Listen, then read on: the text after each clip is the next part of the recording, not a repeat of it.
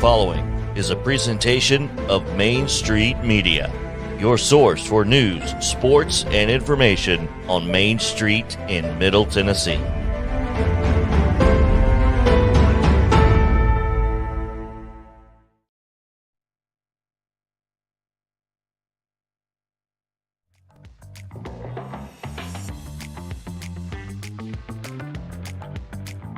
Welcome into this Thursday edition of Main Street Sports. Today on the program, we'll be joined in the Coach's Corner by Gerard Randolph.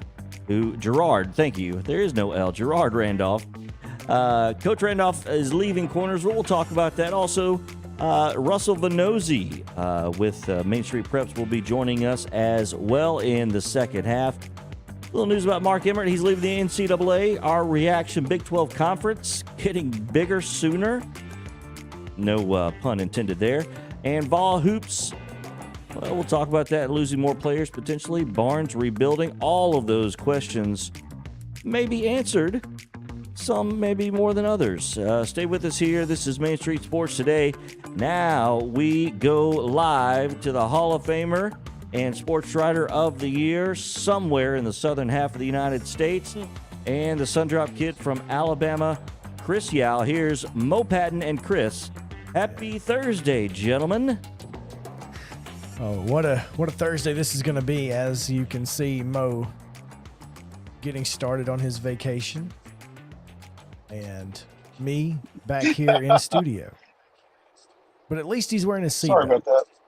So I am wearing my seatbelt. Safety first. As you know, and not driving while holding his phone. So that's even No. Jody is driving.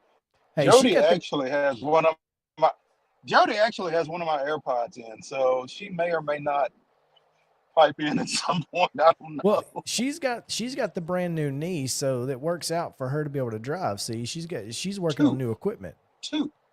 Well, you only need the one to drive, though. Well, that is true. Yeah. She's in good shape. So she's got the brand new equipment. She's good to go. She's like Melanie, brand new pair of roller skates and a brand new key, huh? Oh goodness. Oh, to answer JP's question, we are coming up on Tuscaloosa actually on 59 South. Yeah. So, yeah. Well, it is what it is. And it's not even lunchtime, so you can't stop at Dreamland and eat. That's we'll probably hit it on the way back. But we stopped at Cracker Barrel in Bessemer, and it might have been a mistake from a service standpoint. But if you're gonna eat in Bessemer and you're not eating at Bob Gibson's, I don't really know what you're doing. So, or not Bob Gibson's, Bob Sykes. Bob Sykes. I was not aware of Bob Sykes. I did not know there was a Bob Gibson. See, you got me all fired up. Okay. But Bob Sykes is really fantastic. But that's my fault. I didn't know you were planning on stopping in. Well, I wasn't planning on stopping in Bessemer per se. We just saw a Cracker Barrel billboard once we got through Birmingham, and it's like, let's get in here. Seems to it's normally the safe option, and yet and yeah, you there you go. Yeah. There you go. I'm glad Mo is on this segment because our top story today, the opening pitch, is very simple. It's just two words. He's back. He's back, baby. Happy birthday to me. Happy birthday to Mo Patton, because Acuna will be in the lineup tonight. Did you see they FaceTimed him at like 1 a.m. and asked him if he wanted to play right field? I saw Mark Bowman's tweet. I did not actually see is there a video? I don't know. That was what I saw. I thought that was pretty cool. It's very cool. Yeah. Especially after the way last night went. No question. So we'll talk about the Braves later in the show, of course. And before we get any further into the show, we need to let JP tell us what happened yesterday and what is going to take place this evening and afternoon in sports around the country and here in Middle Tennessee on today's Rundown. Here's the Rundown. You got There we go. Unmute my mic. See, Mo, I do it to myself. I do it to myself. That does make me feel better. Good, yep. You keep feeling better on vacation. All right, high school baseball scores from yesterday. Beach, 23-0 over Hunters Lane in a romp. Blackman 11-2 over Rockville. It was Brentwood 5-0 over Franklin. Green Hill defeated Cookeville yesterday 6-3.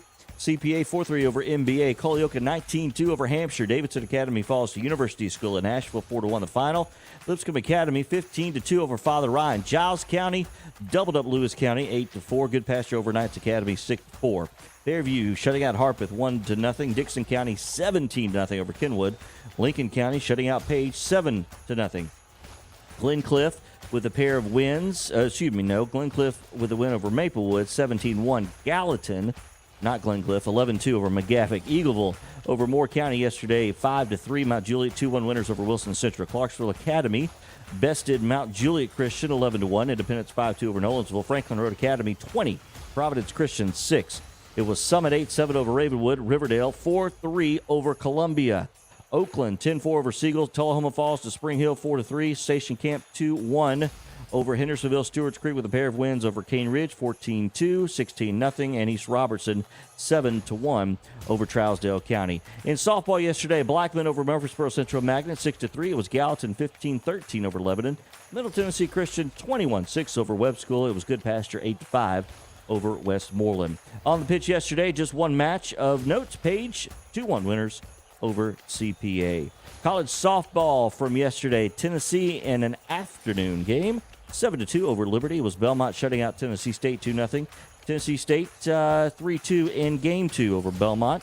Austin P with a pair of wins over Murray State 2-1 and 4-3. Trevecca the same over Ashland 10-0 and 9-4. Major League Baseball last night, 10 innings it took, but the Cubbies bested the Braves 6-3. Also in 10 innings, the Sounds fall to St. Paul 3-2. Not a good night for extra innings for our baseball teams. But beauty of baseball, another game today. And we have high school, plenty of them. 4 o'clock this afternoon, East Nashville at Hillsboro. 4:30 today, you'll see Pope John Paul II at Brentwood Academy.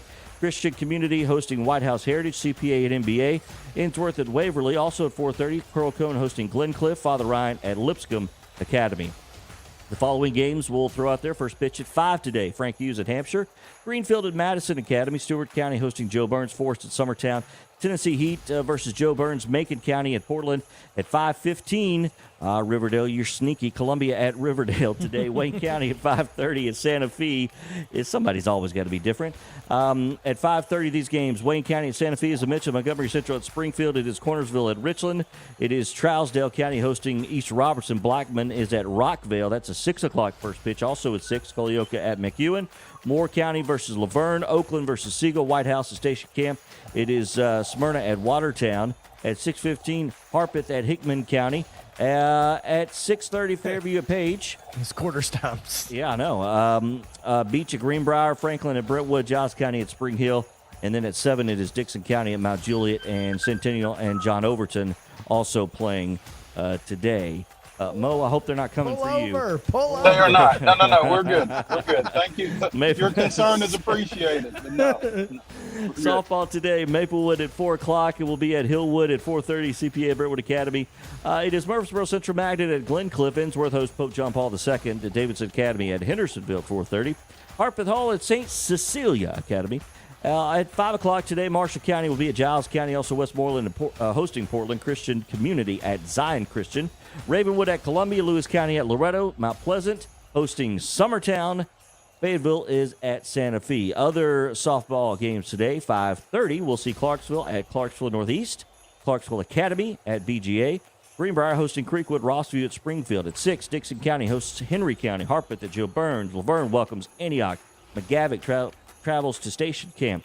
Also at 6, Mount Juliet Christian at South Haven Christian. At 6:30, Siegel welcomes Oakland. Stewart's Creek at Smyrna. Spring Hill hosting Page. Riverdale at Rockville. Green Hill hosts Wilson Central. And Ezel Harding, a to-be determined, to be announced, scheduled for a game, but we don't know who yet. That's right. Middle Tennessee, this is boys soccer now. 5 o'clock, Middle Tennessee Christian at Columbia Academy. Also at 5, Gallatin hosts BGA. MLK at Nashville Christian. It is Smyrna at Lebanon. 6 is Cannon County and Westmoreland. CPA DCA Giles County hosts Zion Christian. Also at 6 o'clock, thank you very much, it is Republic at Harpeth. Where's Republic? No idea. I've never heard It's in Nashville. It's Okay. in Nashville. Okay, that's the very first time I've ever heard of the school Republic. With the capital It's a P. charter It is. school. Okay, Yes. so fairly new. Okay, there you go. All right, Marshall County at Murfreesboro Central Magnet. It is Watertown and Jackson County. These still 6 o'clock. This one actually 6:30 now. Macon County and Springfield at 7. Maplewood at Hendersonville. Clarksville Northeast at Dixon County. Centennial hosts Fairview. Franklin at Columbia. Cookeville welcomes Mount Juliet, and Greenbrier and Portland will face off at some point today. NHL, the Preds in Denver to take on Colorado, 8 p.m. tonight. The Preds are in. No UC Saros, at least tonight or tomorrow, or the next 2 games. Correct. The Braves still playing the Cubs. Kyle Wright on the mound. 6:20 first pitch on Valley Sports South. They'll be taking on Smiley. Drew. Smiley. Sounds still in St. Paul.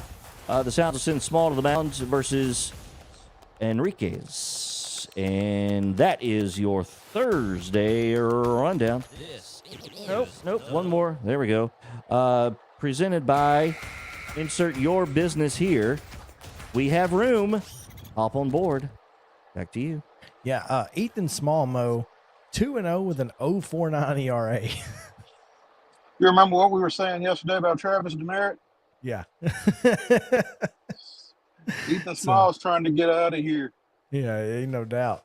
He is trying to find his way to the big club. So, No doubt.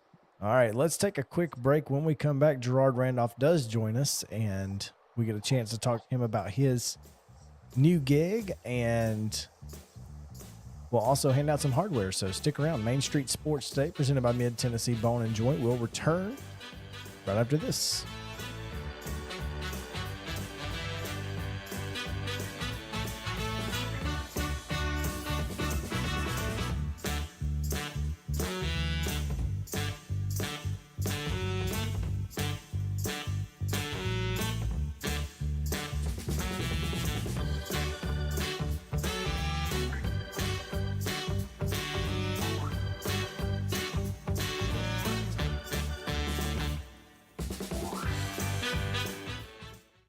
Mid-Tennessee Bone and Joint treats your orthopedic injuries and existing conditions. Our trained physicians will get you back in the game faster.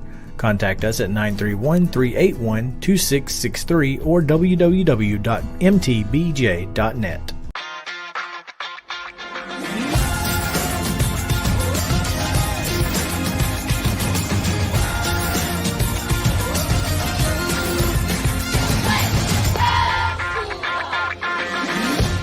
Hey folks, while we take a quick break from the show, I want to tell you about our friends over at Custom Stone Handlers in downtown Columbia. Ed Rich and his team at Custom Stone Handlers believe in leadership. And outside of the military, our greatest leader building platform is sports. Custom Stone Handlers proudly encourages young people to get in the game. You can contact them today at 931-490-4990 or visit CustomStonehandlers.com. Jones & Lang Sporting Goods here in Columbia has been outfitting teams, officials, and anybody else from T-ball to college for 50-plus years. Be sure and check them out at 931-388-8060 or online at jonesandlang.com. Jones & Lang Sporting Goods, the look of a winner. Zion Christian Academy, ZionEagles.org or 931-388-5731. You can schedule your appointment. Go tour their campus. It is beautiful over there, and you're definitely going to want to see it. Again, it's ZionEagles.org. Give them a call, 931-388-5731, and schedule your tour today. Are you an enthusiastic sports fan? Want to have fun and get in on the action? Heck yes, that'd be awesome. Have great attention to detail? Want to stay active? Definitely. Want to give back to the student athletes in your community? Obviously, yes. Then you'd make an excellent high school sports official. We need more officials in Tennessee, because with no high school officials, there are no high school sports. Sign up today at highschoolofficials.com. Mid-Tennessee Bone and Joint has been the official sports medicine provider for Murray County Schools for more than 40 years. We specialize in orthopedic injuries, and our Ortho Quick walk-in service lets you bypass the ER. Visit us online at www.mtbj.net.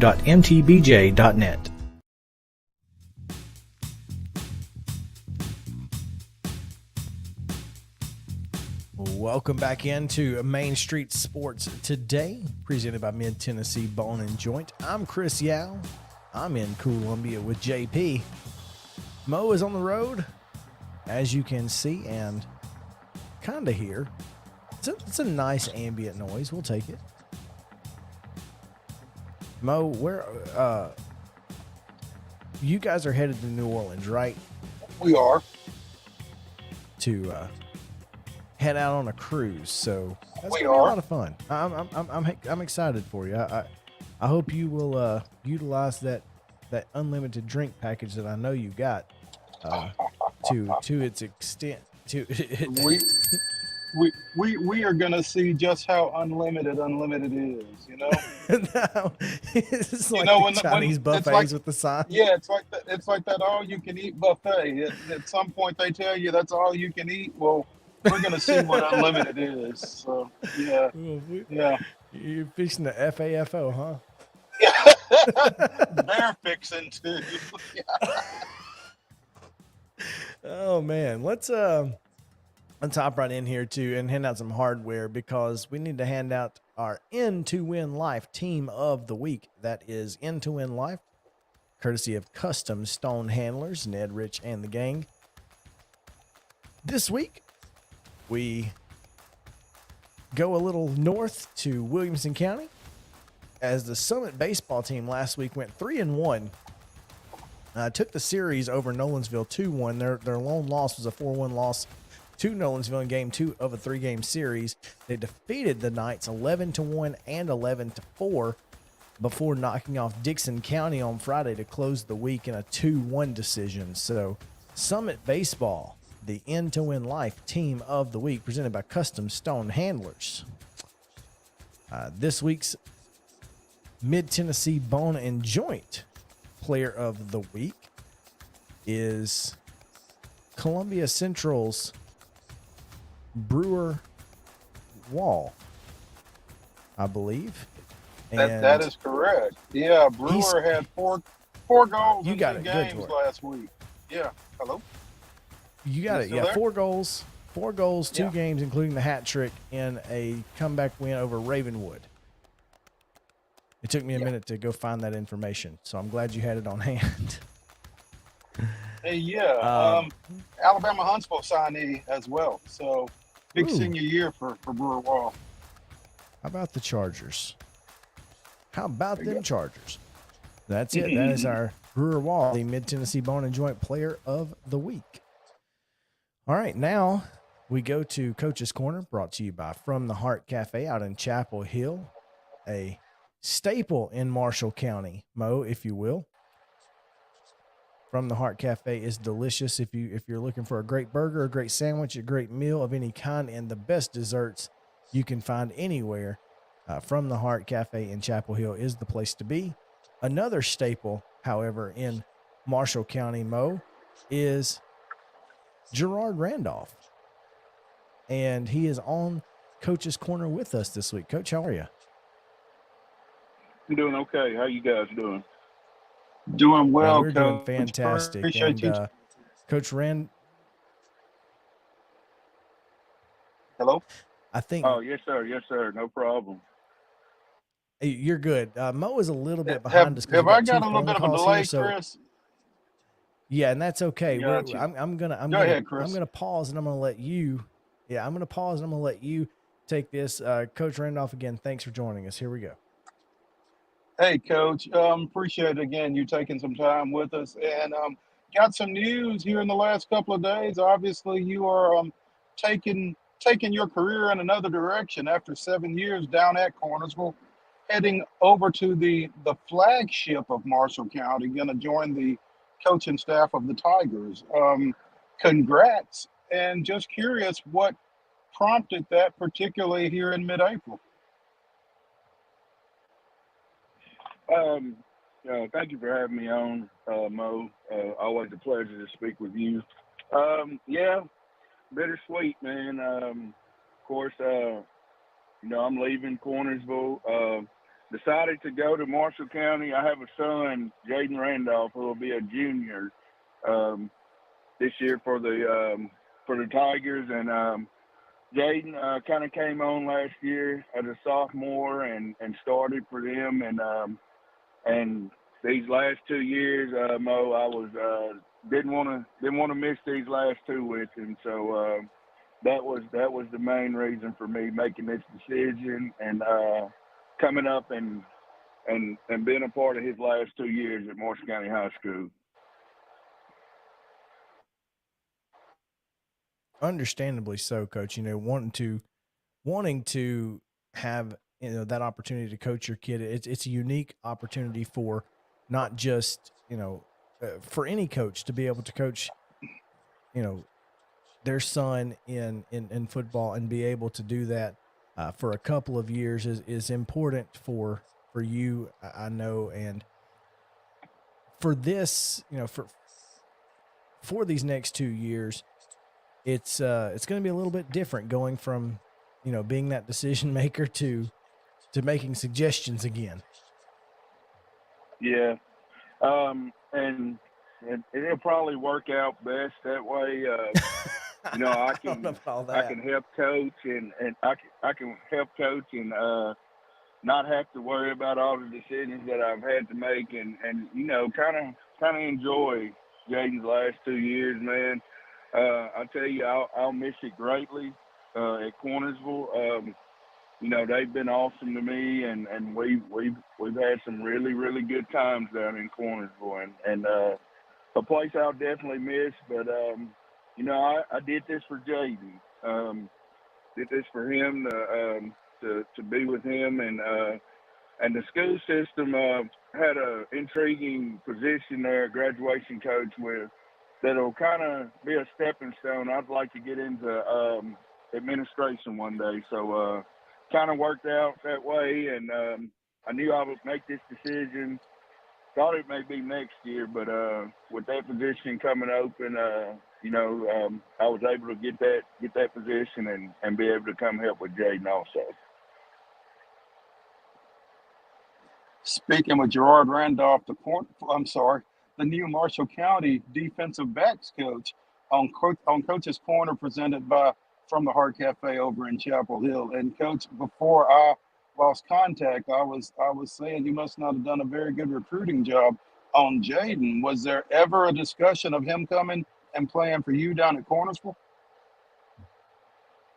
It was, and that's been the question that several people have asked the last 2 years. Why is he not playing for you? Why is your son not? And me and my wife, we left it up to him. He had always went to school in Lewisburg, and he had a lot of friends in Lewisburg, and kind of didn't want to leave that area, and of course, my wife, she's the assistant principal in Lewisburg at an elementary school. So, we kind of let him make his decision on where he wanted to go. I didn't want to pressure him. I didn't want him to go anywhere not saying that he just didn't want to go down there, but he felt more comfortable being in Lewisburg around a bunch of his friends there.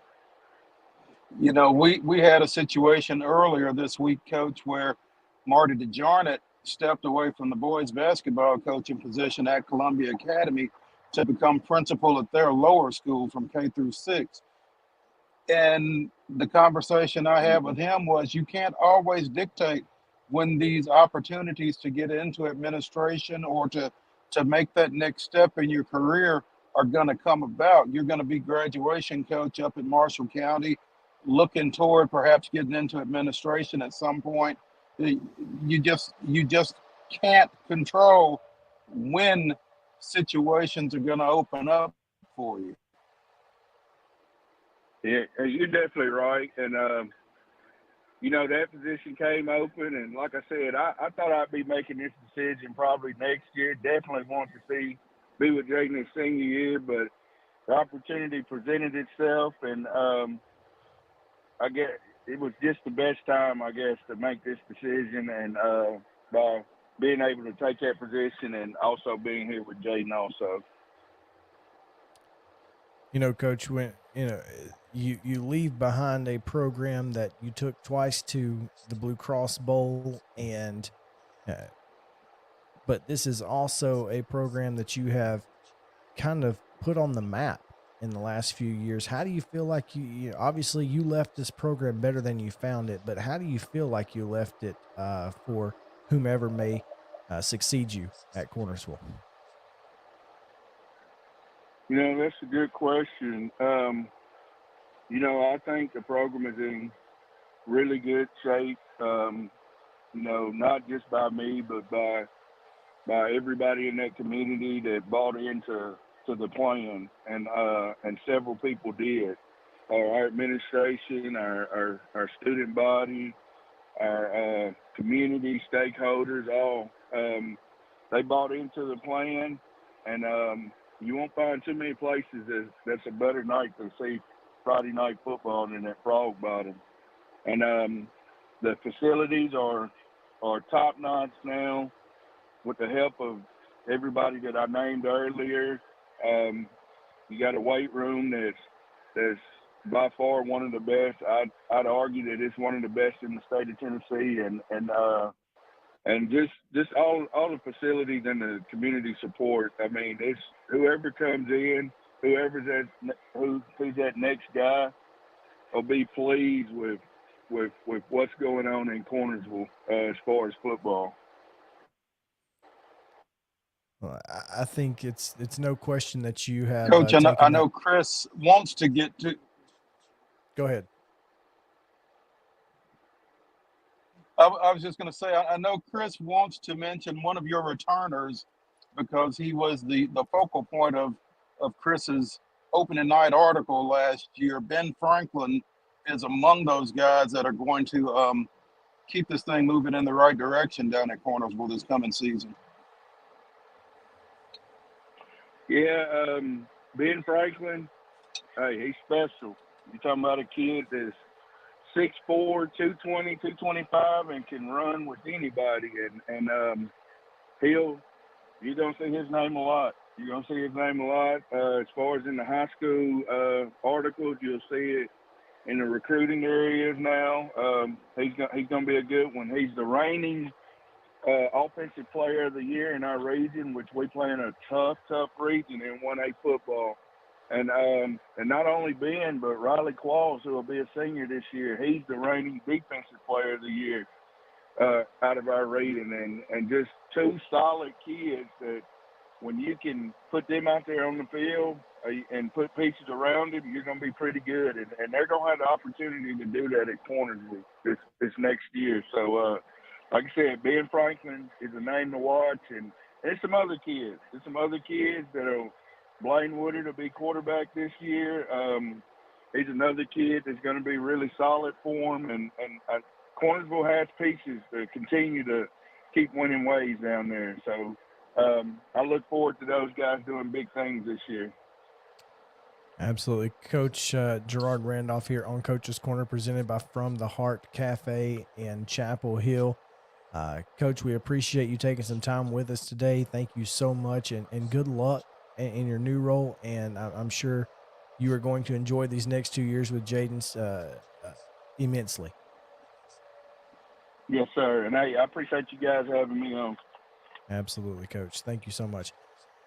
Let's take a quick break, because when we come back, we will kind of get into some big news that came down earlier this week. We didn't get a chance to talk about it yesterday, but Mark Emmert out the NCAA. And so what does that mean for the governing body of college athletics? So stick around. Main Street Sports Today, presented by Mid-Tennessee Bone and Joint. We'll be back after this.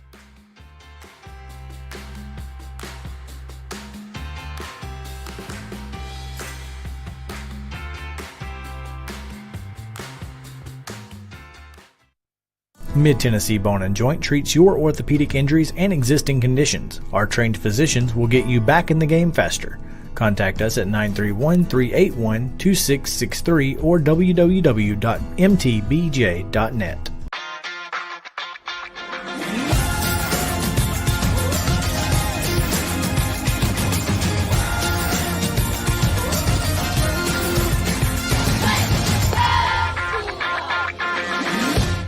Hey folks, while we take a quick break from the show, I want to tell you about our friends over at Custom Stone Handlers in downtown Columbia. Ed Rich and his team at Custom Stone Handlers believe in leadership. And outside of the military, our greatest leader building platform is sports. Custom Stone Handlers proudly encourages young people to get in the game. You can contact them today at 931-490-4990 or visit CustomStonehandlers.com. Jones and Lang Sporting Goods here in Columbia has been outfitting teams, officials, and anybody else from T-ball to college for 50 plus years. Be sure and check them out at 931-388-8060 or online at jonesandlang.com. Jones and Lang Sporting Goods, the look of a winner. Zion Christian Academy, ZionEagles.org or 931-388-5731. You can schedule your appointment. Go tour their campus. It is beautiful over there, and you're definitely going to want to see it. Again, it's ZionEagles.org. Give them a call, 931-388-5731, and schedule your tour today. A game without a crowd is just a scrimmage. A performance without an audience is just a rehearsal. Without your presence, high school sports and the performing arts aren't possible. Ensure that these essential extracurricular activities continue to enrich the lives of students in Tennessee. Purchase a ticket to your local high school's game or performance. This message presented by the TSSAA. Mid-Tennessee Bone & Joint has been the official sports medicine provider for Maury County schools for more than 40 years. We specialize in orthopedic injuries, and our Ortho Quick walk-in service lets you bypass the ER. Visit us online at www.mtbj.net.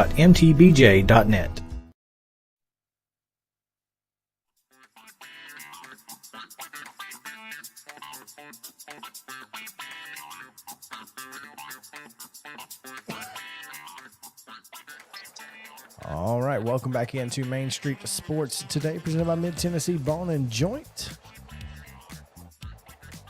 Chris Yao, JP Plant in Columbia, Mo Patton, probably close to the Mississippi line, so that's always good. He'll be out in Alabama here soon. But I'll be into Mississippi, so. Well, I guess you got to give a little to get a little. Right. It'll put me closer to New Orleans, so you do what you got to do. There you go. Big story in the world of sports came out late on Tuesday that Mark Emmert, the president of the National Collegiate Athletic Association, better known as the NCAA, announced he will step down as soon as mid-2023. He will turn 70 in December, has been in office since 2010, and will stay on until a replacement is found or until June 30th, 2023, whichever comes first. Now, obviously, one of the first names you think of potentially would be SEC Commissioner Greg Sankey. Paul Feinbaum, however, says no chance. Why in the world you would leave the SEC to go to the NCAA would be that's career suicide. Mainly just because there's no need to take the heat. Well, yeah, I mean, you would think that being SEC commissioner is a much less stressful position than being the commissioner of the president of the NCAA. But also, I don't know that the presidents of the schools that aren't in the Southeastern Conference are going to want to, to some degree, put the fox in charge of the hen house either. So, I mean, I'm not sure that there would be enough support on a national level for that to take place, even if Greg Sankey were interested. But I don't know why he would be interested either. So. Feinbaum said Greg Sankey wouldn't be interested because he's got a better job now. Running the SEC is far more influential and powerful. He did say, and I love this he's idea. not wrong. I think this is the best idea Paul Feinbaum has ever had. You ready? He nominated Nick Saban. It's a great idea. Nick Saban should definitely be the next president of the NCAA, and he should start tomorrow. He should start yesterday. Yeah, absolutely. We found your replacement, Mark. Deuces. Yep. But seriously, that was, that was kind of a shock to me. I did not expect to see that news come down, Mo. And,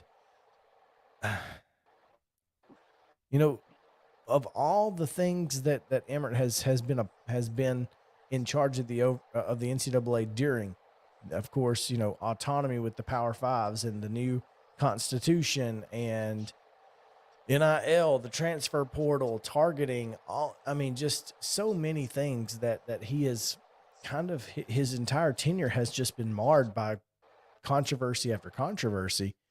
And it's kind of like another job here locally. I don't know who would want it. Yeah.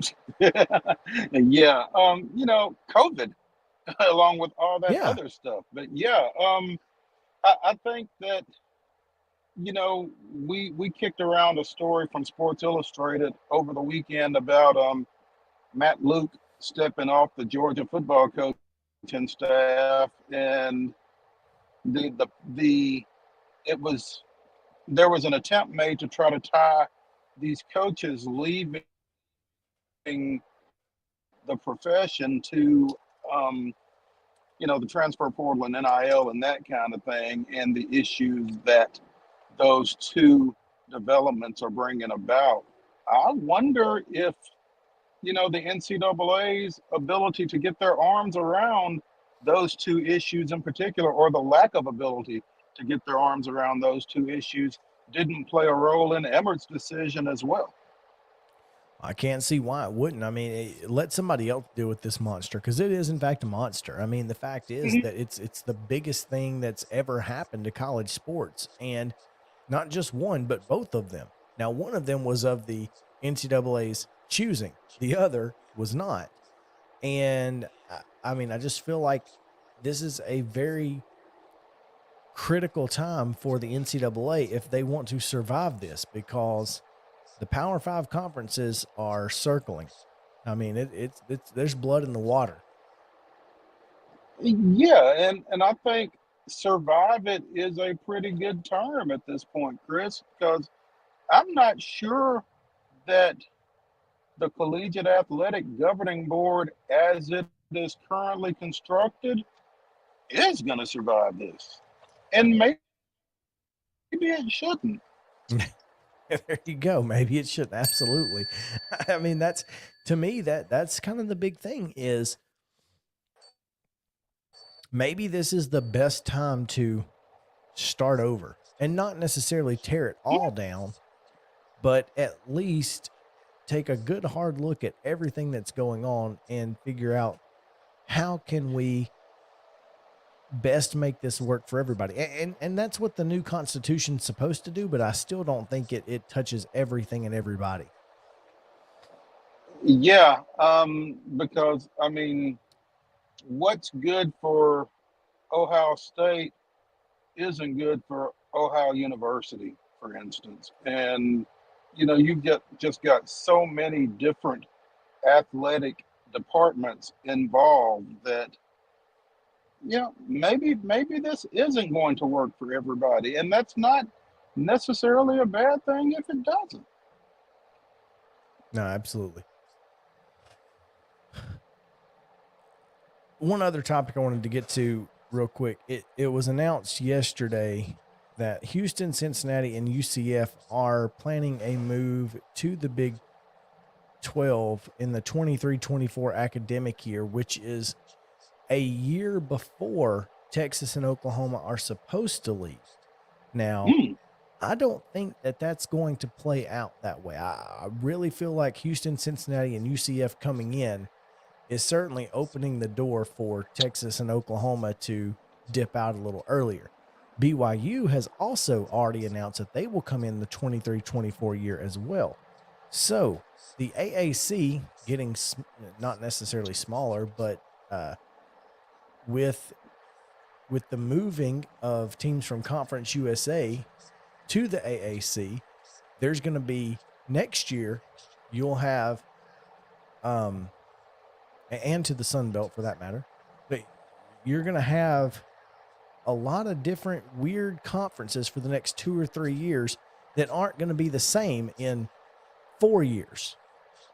Mm-hmm. So you're going to have like this mixed grab bag of, oh yeah, they're a conference opponent this year, but don't get used to them because next year they're gone or whatever. So I fully expect that Oklahoma and Texas will also be in the SEC in 23-24. Hey, yeah, I mean, I don't think it would make sense otherwise. And I don't see any reason once Houston, Cincinnati, UCF, and BYU come in, really, I don't see what sense it makes to the Big 12 to hold Texas and Oklahoma. And if they're able to say in the end, hey, go on, get out of here, that's probably a feather in their cap as well. Exactly. I mean, we don't need you. Yeah. So it's certainly going to be worth keeping an eye on to see who announces the moves when and where, when the SEC announces their move, obviously, with Texas and Oklahoma. But right now, the AAC trio of UCF, Houston, and Cincinnati will be making their way to the Big 12 a little bit sooner than Oklahoma and Texas are supposed to get out. So we'll see what happens. It kind of threatens, Chris, to be a little bit of a Braves Freddie Freeman type situation. Could be who blinks first kind of thing. Absolutely. Well, and the AAC goes and gets Matt Olson before Freddie Freeman lands. Right. Yeah. So yeah, the AAC is growing sure. At least with a couple of Conference USA teams. So I know UAB's headed there. But I'm curious to see how that all ends up playing out in the end. It's going to be interesting to watch. All right, let's take a break. Halftime coming up. Got a big, unique show coming your way tomorrow morning at 7 a.m. A special edition of Mornings on Main Street. So we'll give you a taste, JP, of what tomorrow's Taste of Nashville will be about. So this is Main Street Sports Today, presented by Mid-Tennessee Bone and Joint. Stick around through this this promo here because you'll want to see what is coming up tomorrow at 7 a.m.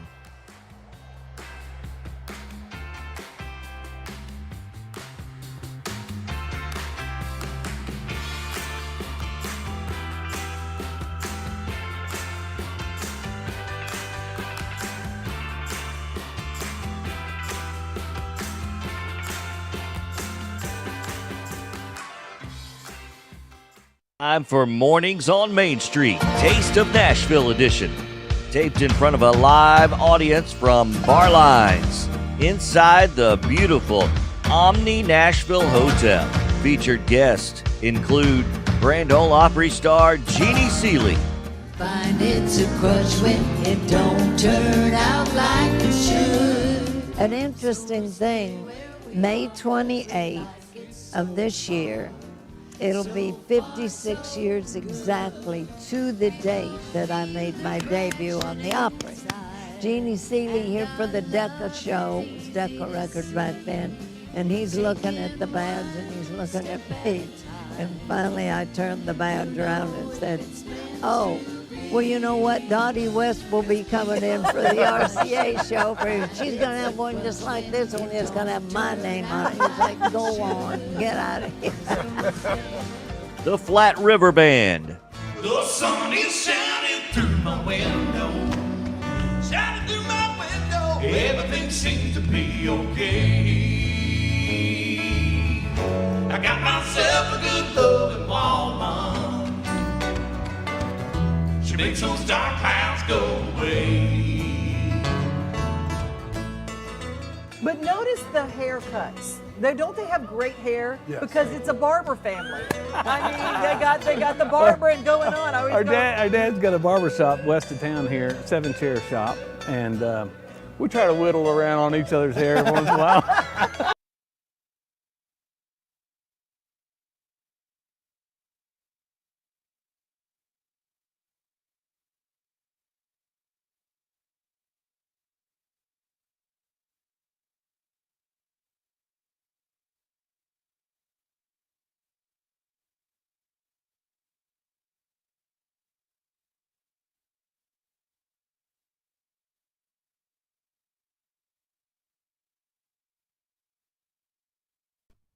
That's the taste, by the way. You know, I've got this this mouse over here that has some fancy swipes and special things. Yeah.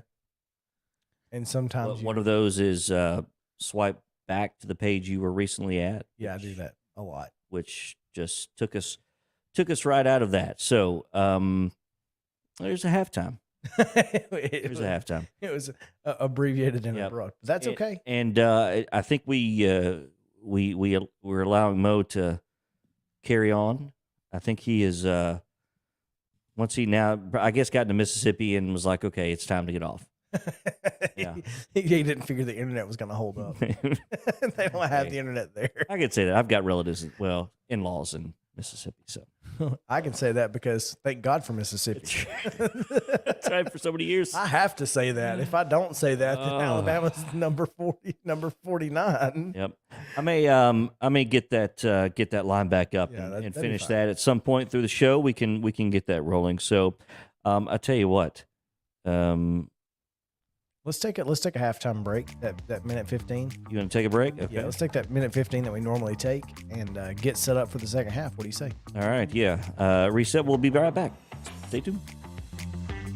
Are you an enthusiastic sports fan? Want to have fun and get in on the action? Heck yes, that'd be awesome. Have great attention to detail? Want to stay active? Definitely.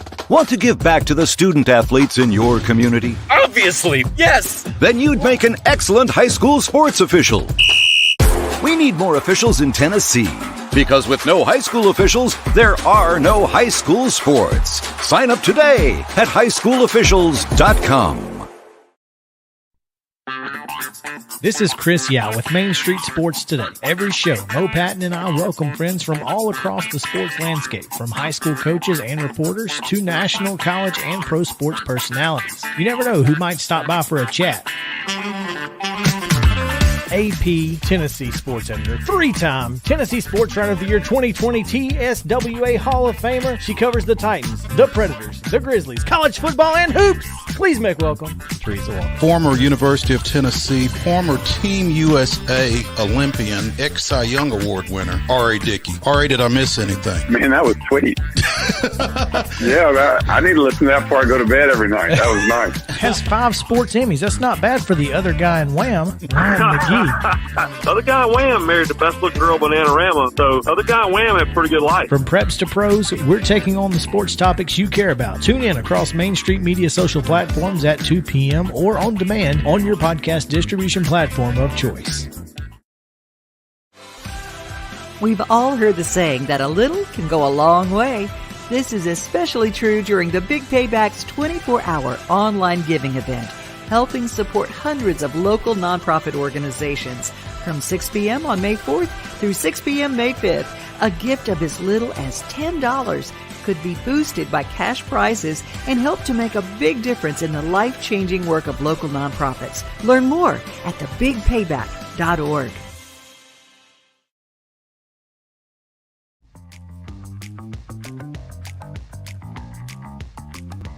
All right, second half.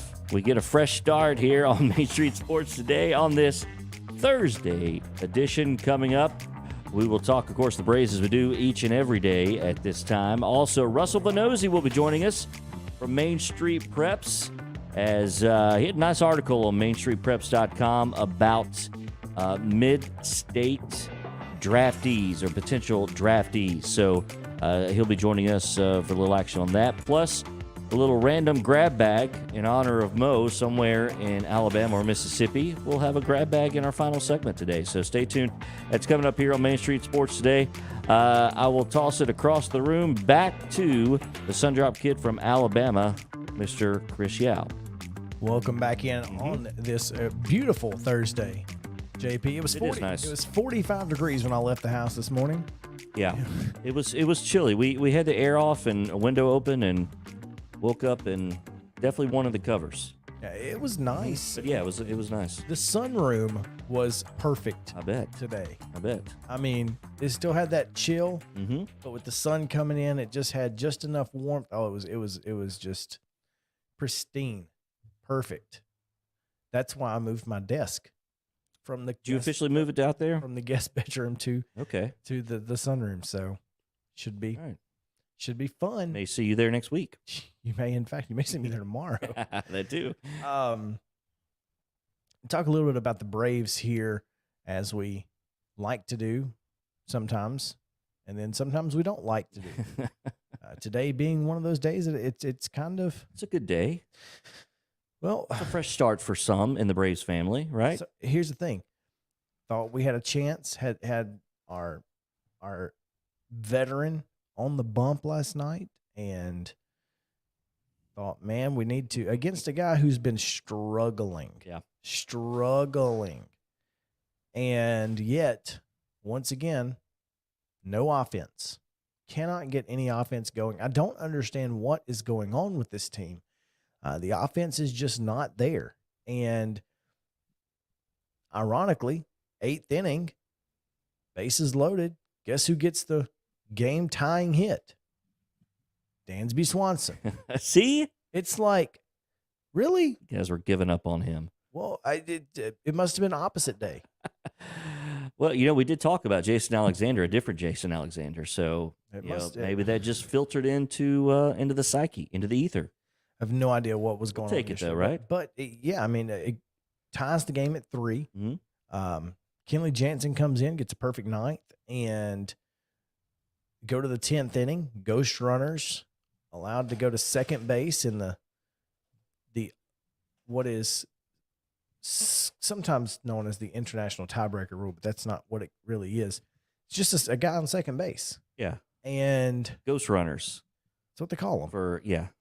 Williams Contreras, or Wilson Contreras, comes up, hits a liner down the left field line, scores a run. And they're off to the races. Next batter up, out of here. Home run. 6-3. No offense in the bottom half. Surprise, surprise. Yeah. So it is unfortunate.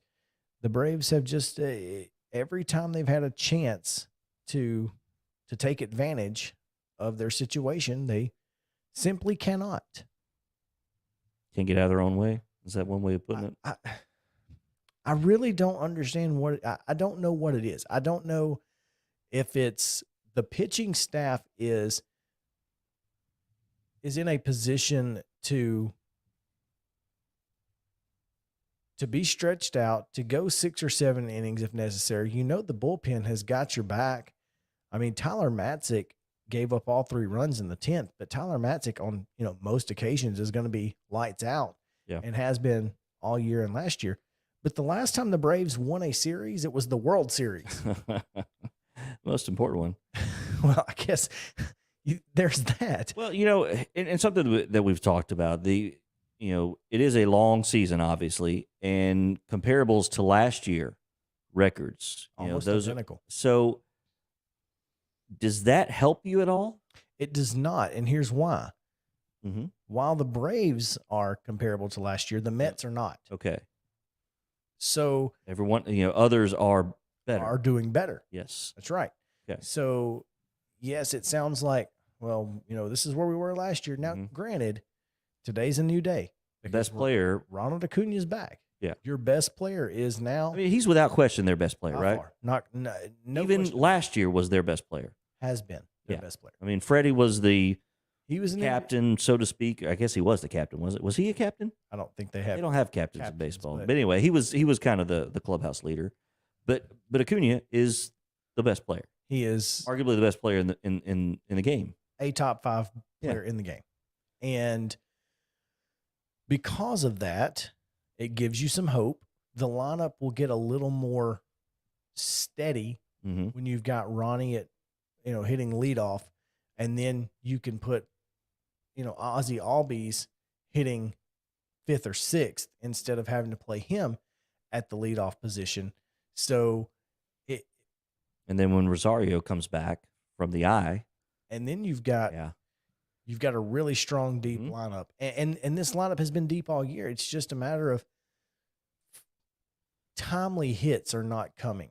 Yeah, Matt Olson's getting on base. He's got 9 doubles. We've played like 18 games. Dude's got a double once every 2 games. That's insane, and only 2 homers. Yeah, go figure. but it's about getting timely hits, and that's why you need guys like Ozzie Albies in the back half of the lineup instead of having to lead off. So what Ronnie's return does is changes the way that you put the lineup together in a better, because if you have two leadoffs, if you have a guy who can lead off as a 1 and you have a guy who can lead off the bottom half as their 5 or 6, then you're in a really good position. Yep. So I feel like that's where things are going to start turning around, so long as Ronnie can stay healthy and play most every day. So we don't need to jump off the ledge just yet. I don't think so. I think this is kind of where you start getting the worry, though. This is where if it doesn't work, then what? How long for you do you think it takes to get the feeling if it's going to work? Is it one series? Is it I think 3? Is it a month? I think it's a month. A month? I think you have to you have to take the next 4 weeks or June 1st, whatever, and then look back and say, okay, what does this team look like? Yeah. And I think that's what Alex Anthopoulos is going to do. What does this team look like? Do I need to make any moves to change this team? Yeah, the marathon analogy is probably true in almost every aspect in baseball, right? Almost, yeah. When you look at those things, obviously the season it's a marathon, but when you make comparables of is this working, is it not? You got to broaden out your scope, your spectrum, right? Yeah, and I think that's they probably look at it in 2-week increments. Alex Anthopoulos does, and maybe even Brian Snicker. Snicker probably looks at it and goes, okay, this worked for a week. Yeah. And he'll kind of play with some things 2 or 3 days here, 2 or 3 days there, and then elongate it for another week, and then elongate it to 2 weeks and see if it works long term. And if it does, I really believe if there's Ronald Acuna Jr. is going to prove that he is the most valuable player in Major League Baseball because of what he's going to do to this Atlanta lineup. Yeah. The way he's going to transform it into a seriously dangerous lineup. We get to see it tonight too. The pitching staff has to come around. Now tonight, Kyle Wright, who has been almost unbeatable to this point. He is 2-0 on the year. His ERA sits at 1.06. So Kyle Wright has been phenomenal in his last 3 months of work. So gotta love it. Vandy boys, baby. That's right. Anchor down. This day in Braves history, 5 days past his 40th birthday, Warren Spahn becomes the second oldest pitcher, only behind Cy Young, to throw a no-hitter. The Braves won the game 1-0 against the Giants at County Stadium. That one run came from Hank Aaron. So, heck of a day for the Milwaukee Braves. There you go. But pretty cool. That was, gosh, I don't know what day that was, but I don't know what year it was. I did not get that far into it. I don't. All right, it happened on April 28th. It did happen on April 28th. This day. And it was in 1961. 61, okay. So there you go. This day in 1961, Warren Spahn and Hank Aaron combined for the 1-0 win. That's right. It's sports duos that we did a couple of weeks ago. Right, That could have been right there at the top. Murphy, for the Braves. Murphy and Horner. Yeah. Love those baby blue uniforms. Did you see the Texas Rangers this weekend are wearing some throwback uniforms against the Braves? Really? And so I'm hoping that the baby blues might. The Braves will make a play return. along. Yeah, that'd be really cool. In the lowercase a. Oh, that'd be great. Yeah. I don't know. I like the baby blue with the regular A. Either one's fine. With the V-neck. Yeah. Maybe it was the helmet had the lowercase a, right? Did the caps also have the lowercase a, or the caps had the? No, so the lowercase a was only with the the royal blue and the feather uniform. They went to the regular A when they went to the baby blue. Gotcha. With the V-neck, they went to the A they currently use now. All right. So, all right. Combine the two. I'm not opposed to that either. Russell Vannozzi talking NFL draft and Middle Tennessee connections when we come back on Main Street Sports today, presented by Mid Tennessee Barn and Joint. Y'all stick around.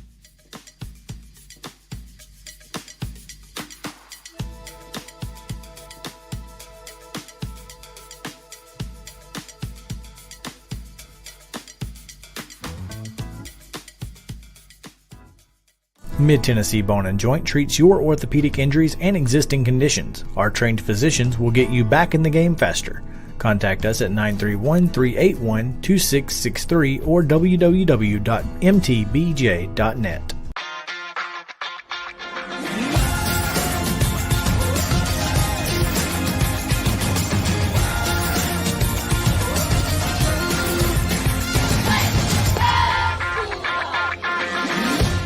Hey folks, while we take a quick break from the show, I want to tell you about our friends over at Custom Stone Handlers in downtown Columbia.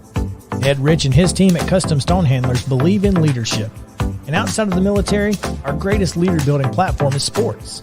Custom Stone Handlers proudly encourages young people to get in the game. You can contact them today at 931-490-4990 or visit CustomStonehandlers.com. Jones & Lang Sporting Goods here in Columbia has been outfitting teams, officials, and anybody else from T-ball to college for 50-plus years. Be sure and check them out at 931-388-8060 or online at jonesandlang.com. Jones & Lang Sporting Goods, the look of a winner. Zion Christian Academy, ZionEagles.org or 931-388-5731. You can schedule your appointment. Go tour their campus. It is beautiful over there, and you're definitely going to want to see it. Again, it's ZionEagles.org. Give them a call, 931-388-5731, and schedule your tour today. Are you an enthusiastic sports fan? Want to have fun and get in on the action? Heck yes, that'd be awesome. Have great attention to detail? Want to stay active? Definitely. Want to give back to the student athletes in your community? Obviously, yes. Then you'd make an excellent high school sports official. We need more officials in Tennessee, because with no high school officials, there are no high school sports. Sign up today at highschoolofficials.com. Mid-Tennessee Bone and Joint has been the official sports medicine provider for Murray County Schools for more than 40 years. We specialize in orthopedic injuries, and our Ortho Quick walk-in service lets you bypass the ER. Visit us online at www.mtbj.net.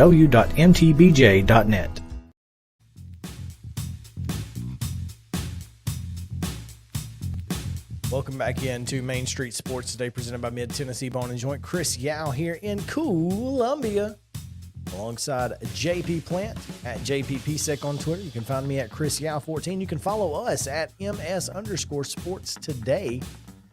Watch the show live on Twitter. You can watch the show live on any of our Main Street Property Facebook pages, as well as Twitch, twitch.tv. Go check us out. Of course, it's at MS_Sports Today. So, Twitch. That's right. Something new for us. I have a Twitch. Well, it's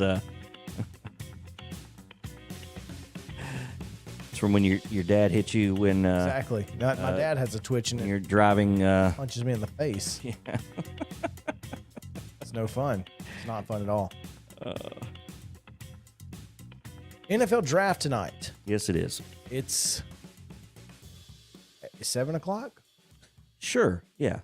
I'm pretty sure it's 7:00 on ESPN. 7 or 6, maybe 7 Eastern. I think it's 8:00 Eastern. 8 Eastern. Yeah. Okay. It's going to be 8 Eastern tonight, and out in Vegas. It is out in Vegas, which means 7:00 their time. No, they're 6:00 their time. 6:00. Yeah. Sorry, that's what I mean. They're Mountain. I believe they're Mountain.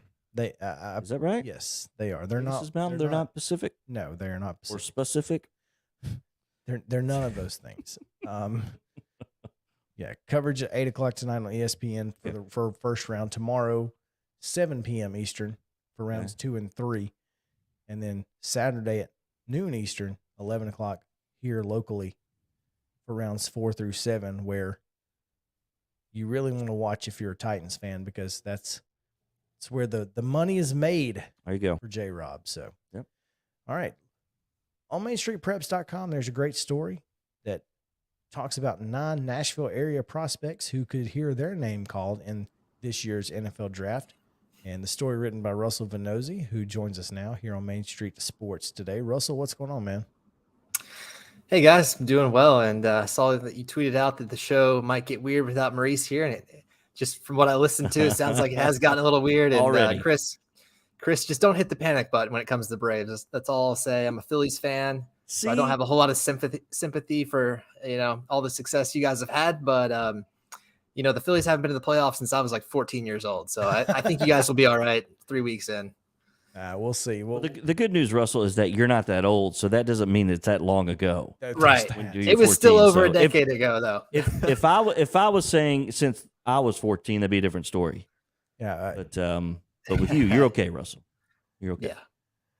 Just been a long decade plus, but that's okay. Yeah. Let's talk some NFL draft. I bet it has. I mean, truly, and I have some friends who are Phillies fans, and it's just like, back when, I guess it was about 10 or 12 years ago when they had their big run, and boy, I used to get ribbed all the time, and I hated it. Gosh, I hated the Phillies. Anyway, you had a great story, man, and when I say, I mean, I guess it's not really a story. It's a list, but you did a great job compiling a list of 9 great players from the Nashville area who spent their time playing high school ball here in Middle Tennessee. And several of these guys have a real shot at hearing their name called over the next 3 days in the NFL draft. Who among these 9 names do you think is the most likely to hear their name in the first day or second day? Well, Chris, there's not a Jalen Ramsey or a Derek Barnett. There's not necessarily a surefire guy from this area like there has been in some of the past drafts. But I think looking at that list of those 9 guys right there, I think you got to start with Alontae Taylor, the cornerback from Tennessee. He had a great career there after prepping at Coffee County. And he is projected as the highest of all those guys, kind of probably a mid-round pick. I've seen as high as the 3rd round. Dane Brugler is kind of the draft that I used just to have a standard for this story to reference. And he's got Taylor going in the 4th round. So I think maybe late day 2, early day 3 is when you're going to, if you're really into keeping up with these guys, is probably when you want to start paying attention. And then especially as like the 6th and 7th round comes around and teams are taking late round flyers, that's where a lot of these guys have a chance. And then of course, in the minutes after the draft, there's all kinds of guys that are going to be scooped up basically instantly as free agents. And I think a couple more have a shot at doing that as well. So Alontae Taylor, definitely the first one. And then, Obina Eze from Davidson Academy and TCU, I think has a good chance to go as well on day 3. And Ty Chandler, who transferred from Tennessee to North Carolina. He had an awesome season last year at North Carolina, rushed for over 1,000 yards, replacing all that production they lost when Michael Carter and Javonte Williams left in last year's draft. So a big year for him, and he could definitely sneak in to maybe that 6th or 7th round range, just kind of depending on what running backs have already been taken and who still kind of needs a running back there to fill out their depth chart. With the success of Tennessee grads at running back in the NFL, Alvin Kamara and the one-time wide receiver Cordero Patterson, that's it. You forget he went to Tennessee. Well, he was so short. You forget he went to Tennessee, but you also forget he was really just a return specialist. Like that was what he was there for, and now he is a serious contender as a running back. But that doesn't always translate. But there are some places, you hear about quarterback U, wide receiver U, or whatever. There are some places that just consistently churn out great players at certain positions, and Ty Chandler could be a steal for somebody if he is able to, kind of live up to those expectations.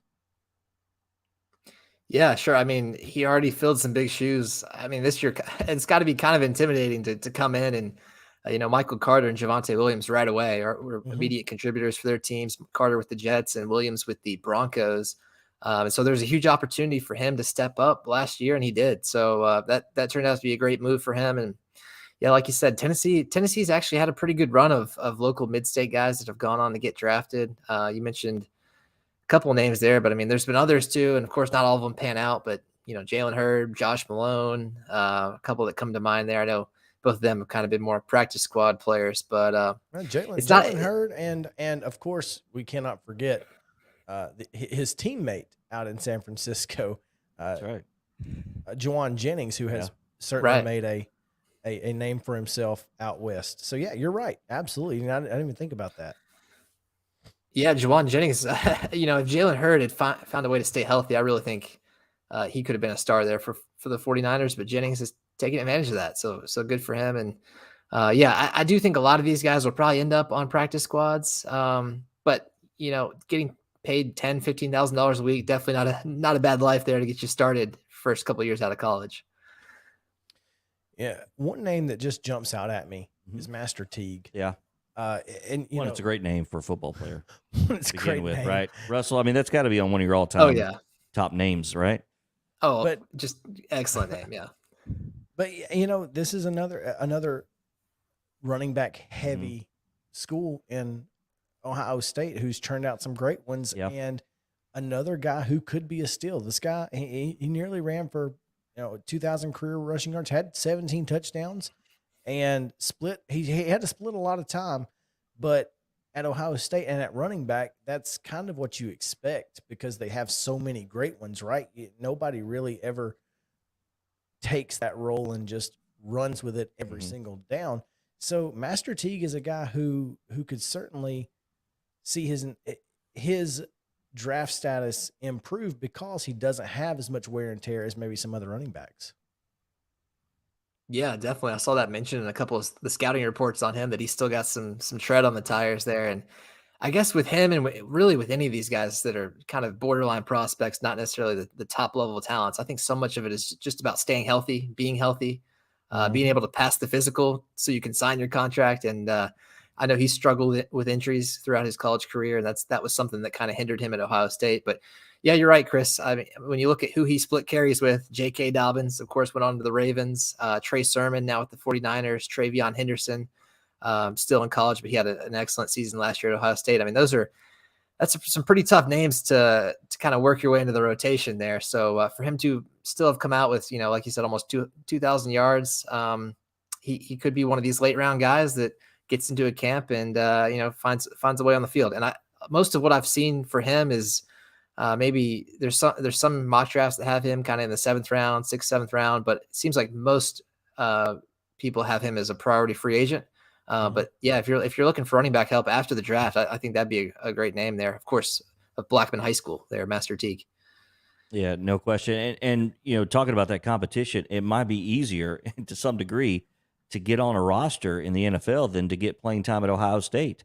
I mean, I know that's kind of it's hyperbole just a little bit, but when you think about it, trying to get into that mix, if you can just make a team because the roster's so smaller in the NFL, 53 man ultimately, as opposed to 80 or sometimes 100, depending on where you are. But Russell, I want to kind of broaden out the idea of recruiting in the mid-state and the talent that has come obviously since the Titans have gotten here, and we're seeing that kind of first generation kind of come to fruition with all the names that we've been talking about. In your time of covering this, how have you seen the recruiting and the talent pool grow in the mid-state as it relates to the NFL product? Yeah, I think definitely, JP, you're onto something there with the with the arrival of the Titans. That was obviously a boon for football, professional football here, and also the population growth. I mean, we've all seen it. You can see it in the traffic. You can see it in the numbers that come out every year. Just how many people are moving to Nashville. Wish some of them would go home so that we could get around and with a little more ease. But that's neither here nor there. But yeah, with that definitely comes more talent. And you've got people moving in from all over the place. We see it every year. Guys moving in from Texas, California. Maybe their parents came here for a job. Maybe they just wanted to move somewhere with some warmer weather so they can train year round outside. All kinds of different reasons. But because of that, you're right. When I was a kid growing up, I went to Station Camp High School, and I was there while Josh Malone was there. Jalen Hurd was over at Beach. I mean, that was kind of that first wave, I guess, kind of there about 10 years ago or so, where you're like, wow, there's some real future NFL players every year, basically graduating high school from this area. And I know there's been plenty of names that have come through over time here, but it definitely seems like the depth is there now to the point where, this year we've got almost 10 guys on this list that I put out that, have a shot of getting signed. So definitely, I think you're onto something there, JP, and the talent level has skyrocketed, and it's going to continue to do so because now, with all these good players being here, it's also been an attractive place for coaches and trainers to kind of set up shop and to open a facility or, Lipscomb Academy. We've seen all kinds of guys come through there, and NFL players and tight end D1 training. D1 training. Yeah. I mean, there's so many NFL players that just want to come hang out here in the off season and work out and rub elbows with the college and high school players from around here. So I think all of that is only going to help the scene here, and we're probably only going to end up with more Nashville area guys in the NFL in the years to come. Yeah, I think it's definitely only going to grow, and especially with news this week of people like Marcel Reed committing to Ole Miss. You've got talent like that, and there are several others that I know you're following right now of getting into that college that, it appears, guys, that all of, people like that, like Kenny Minchie and so many others, the Way Twins, obviously, from Summit now going to Kentucky. I mean, all of these players feel like they have pro prospects. Well, it used to be that you went to Memphis or Tennessee or, depending on the level that you were at as a player.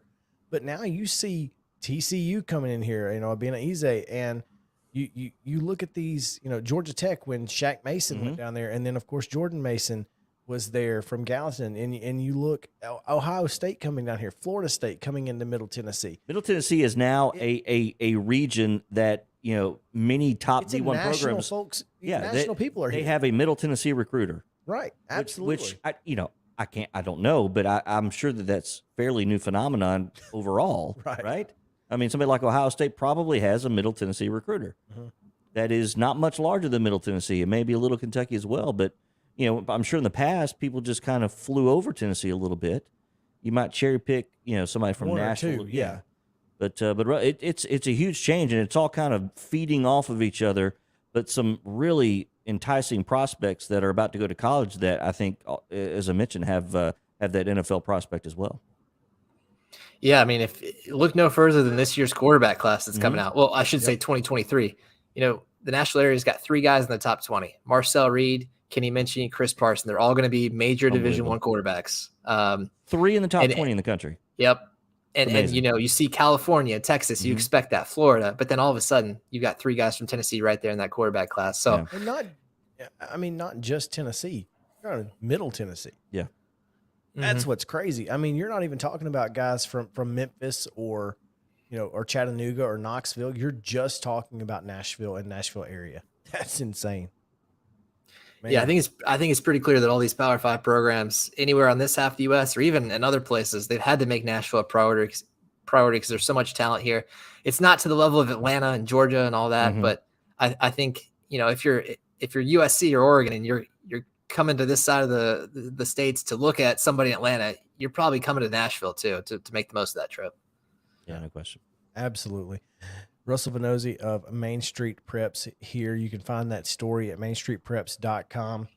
It's worth the small price you have to pay to be able to read said That's right. story. But it really is a small price. There's no reason. It's $25 a year. Come on now. I mean, 1 or 2 stories, and you've essentially paid for the value. It's incredible. It's giving up 1 Coca-Cola per month. Okay. I mean, come on. Yeah, or in your case, 1 sun drop. 1 sun drop per month. It's worth it. Russell, what's your guilty sugar drink? Oh man. Or do you have one? I don't. Russell looks like I a guy do that the doesn't have one. You're drinking smart water, aren't you? I drink no. I get water out of the tap and filter it.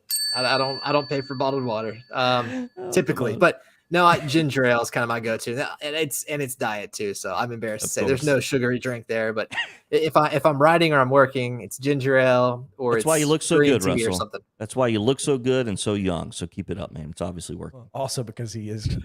Oh, there's that too. Yeah. Okay. Yeah. I think the main difference between me and you guys is probably time, but who knows? Maybe if I stick to the ginger ale and the green tea, maybe I'll be all right.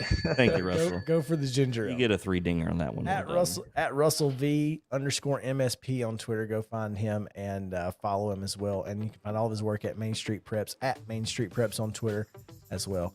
Russell, thanks again. We appreciate it. All right, guys. Thanks for having me. All right, we'll come back, and when we do, final segment of this Thursday, we'll talk about Tennessee hoops and maybe a little weird football. So stick around.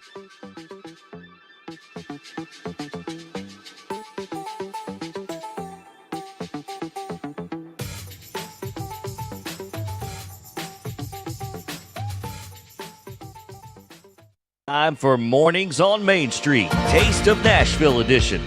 taped in front of a live audience from Bar Lines inside the beautiful Omni Nashville Hotel. Featured guests include Grand Ole Opry star Jeannie Seeley.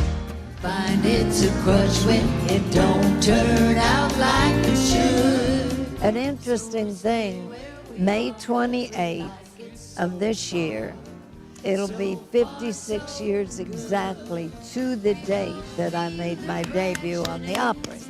Jeannie Seeley here for the Decca show, it was Decca Records back then, and he's looking at the badge and he's looking at me. And finally I turned the badge around and said, oh, well, you know what? Dottie West will be coming in for the RCA show. She's going to have one just like this one. It's going to have my name on it. He's like, go on, get out of here. The Flat River Band. The sun is shining through my window. Shining through my window. Everything seems to be okay. I got myself a good loving woman. She makes those dark clouds go away. But notice the haircuts. Don't they have great hair? Yes. Because it's a barber family. I mean, they got the barbering going on. Our dad's got a barber shop west of town here, 7 Chair Shop, and we try to whittle around on each other's hair every once in a while. You know what I mean? Noah Goebel.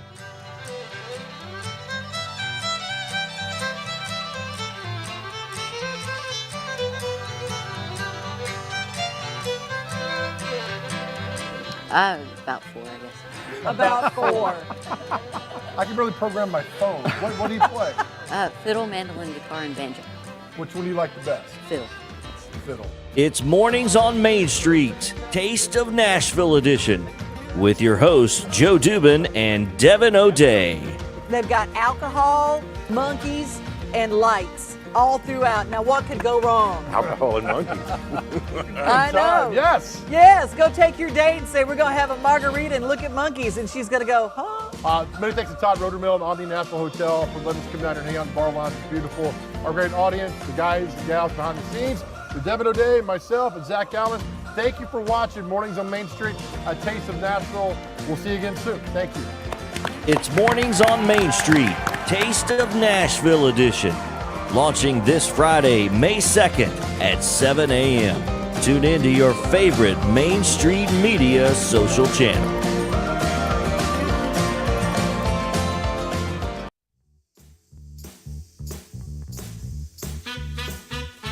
Welcome back in Main Street Sports today, presented by Mid-Tennessee Bone and Joint. Chris Yao alongside J.P. Plant. Hope you guys are having a fantastic Thursday. It is a beautiful day outside. If you missed the rundown earlier, make sure to go check that out on the podcast in the first half, because we give you the schedule for high school sports. And you can also find it at Main Street Nashville. If you subscribe to the Main Street Nashville e-edition, go there, and if the full schedule is available. That's right. And there's an app for that. There is an app for that. There's an app for that. So. Check it out. Definitely go get that. JP, some yes, sir. Semi breaking news. Ooh. We'll get to UT hoops here in just a second, but Alex Doherty of A to Z Sports is reporting that a league source in close contact with the Nashville Predators has told A to Z Sports that UC Soros has suffered a high ankle sprain and would be out for 4 to 6 weeks. That is not good, obviously. Captain Obvious over here. Chaos Captain Obvious. Yeah, we were there, and I don't recall a spot where it's all hurting. We were listening to the post game on radio, and they mentioned that how Gill saw something and said, he may have tweaked something there, but he came off so abrupt. It was a timeout. We didn't even know. Yeah, it was a timeout, and he goes over and is stretching. And I thought, that's interesting. He's going over. I was like, they're going on the power play, but wait a second. Now he wouldn't be. It's not a delayed penalty, so he wouldn't have. And then all of a sudden, Dave Rick comes out, and everybody in the building was like, "Say what? What happened?" what's the story? So, hockey notoriously upper body, lower body injuries. You can't get anything out of it, and rightfully so, because when you're flying around on skates with sticks and weapons, you can really target. If you have an ankle sprain, if you have a knee, you could target that with a hockey stick. So I get that, but you had talked about it yesterday with Mo. What, 60 starts? 60 out of 82, right? Well, actually, out of 80 technically, because he's not starting the last two, but 60 out of the first 80 That's he started. insane. And we were talking all year. Probably would have started tonight. Probably that he was at the top of the NHL in wins, right? Yeah, he led the league in wins. Led the league in wins. Well, you can if you're starting that many times and you're good. Obviously, he's good. Yeah, but at what cost, right? Wear and tear is. I think what happened.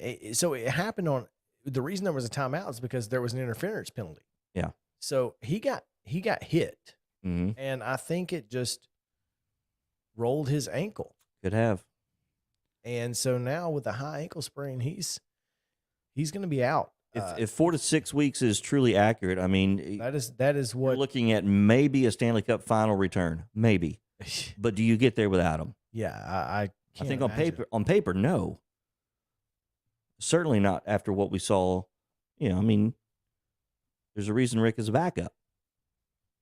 Yeah, it doesn't. And see, Connor Ingram, I think, has got to be the guy. Yeah. I don't think Dave Riddick is the guy that you want in goal if you are John Hines or any Nashville Predators player. No, you never want the backup going into the playoffs. I don't even. I mean, to be of the two, I don't want David Riddick. Could be. I mean, I would much rather have a guy who's played all year long, in Connor Ingram in goals. So hopefully we can get more on this tomorrow. I'm going to reach out to see if we can't get Teresa Walker to join us and give us some reaction to the Titans draft, but also preview tomorrow's Grizzlies game 6 and talk a little bit about UC Saros if this becomes official. Again, this is just a report from A to Z Sports with a source, so we don't know how accurate that is. Yeah, I thought breaking news. I was thinking draft day. I was like, okay, another smoke screen for the NFL draft. Well, believe what you want to believe, but yeah, talking Preds hockey. That's been ever since everybody left the building and the final horn sounded in overtime on Tuesday night. That has been the question. What's up with UC? How long is he going to be gone? Right.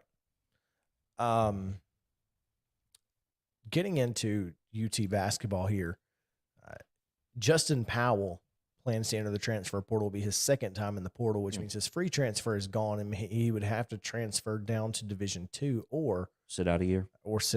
Do you lose a year of eligibility with that? You do, right? You lose that year completely. Yep. That's what I thought. So Justin Powell, who averaged 11.7 points, 6 rebounds, and 4 assists, and shot 44.2 as a freshman with Auburn, played in 30 games last year for Tennessee, and was not really ever a great fit. I'm curious, does Rick Barnes, you think, have other portals coming in that might be better fits? We talk about the portal quite a bit, and while it's good for players, certain players, to be able to move around, kind of like coaches have been able to move without huge penalties. Actually, they get paid when they move around sometimes. But, the downside to players being able to go where they want to at least one time is that there's only X amount of scholarship or even roster spots on these teams, right? So if you're bringing in 2 or 3 from the portal, well, that means probably, if you only have 1 graduating or 2 graduating, you got to make room with somebody else.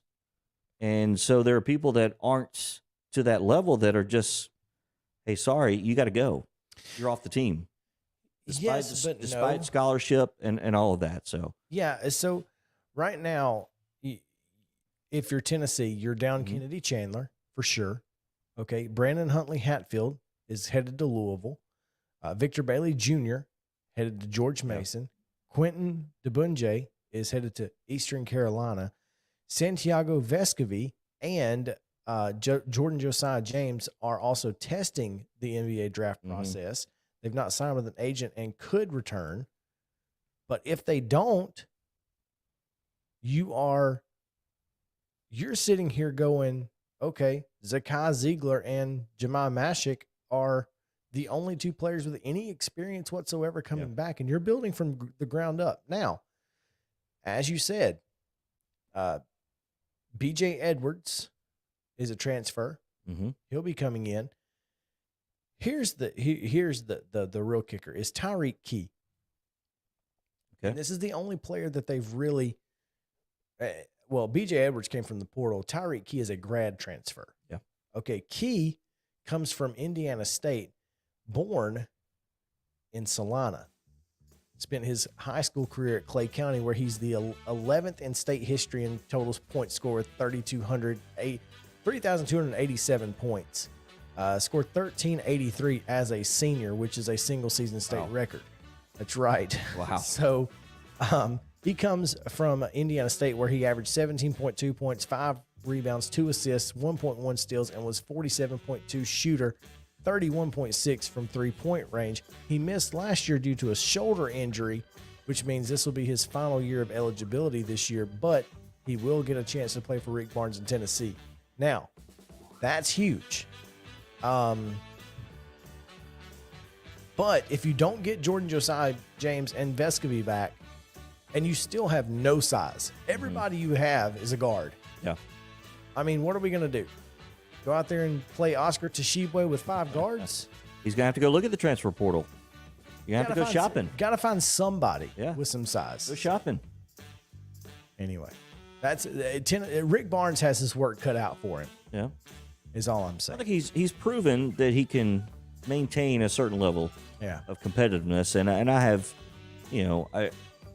I believe he'll do it again. I don't have any question of that. I think if he doesn't, will be the exception. If they are just, as you like to say, trash can juice I don't next think year, that's going to happen. But I don't think that'll be the case. They'll be competitive. They'll overachieve. They'll be picked in the bottom half of the SEC next year, and somehow finish in the top 3. Yeah. Go figure. Why you love Rick Barnes. And then go out in the first round of the NCAA. And go out in the first round of the NCAA. That's right. Oh, man. Well, it's been a great Thursday. Thanks to Mo for hanging out with us in the first half. Thanks to Gerard Randolph for telling us the backstory on why he is taking his job to Marshall County from Cornersville. And he's got to be happy. Yeah. I'm sure that's bittersweet, but being able to go. You gotta go spend coach with your son, and to not have to be the head man too. You get to really enjoy it. Yeah, you get to smell the flowers. I'm excited for him. Smell the grass on that. They have real grass at Marshall County. They do have right? real grass at Marshall County. Sure. And also thanks to Russell Vannozzi for hanging out and talking about the draft. The draft is tonight, 7 o'clock ESPN. We'll be talking about it. We'll be talking about it tomorrow for sure. So Reaction Friday. Hey. And a preview, a Friday preview. That's right. So come back with us on Main Street Sports Today, presented by Mid Tennessee Bone and Joint. We have 2 o'clock tomorrow. We'll be there. Jeff Him at 2:15. So hey, there you go. So appreciate you guys hanging out. Thawed out. That's right. JP and myself will be back then. We'll see you tomorrow.